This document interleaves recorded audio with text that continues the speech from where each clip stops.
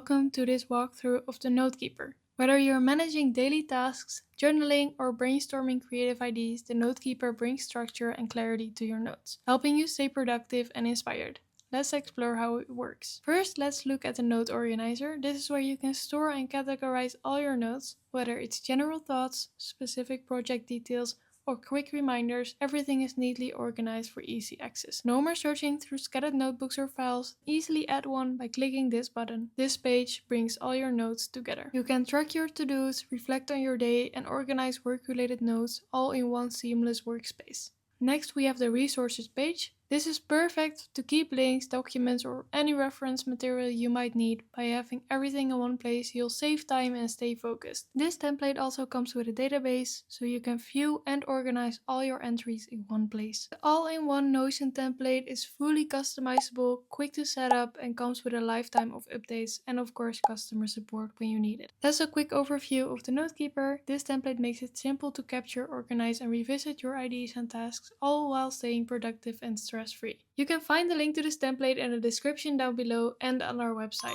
If you found this walkthrough helpful, please subscribe and explore our other templates as well. Thank you so much for watching and see you next time.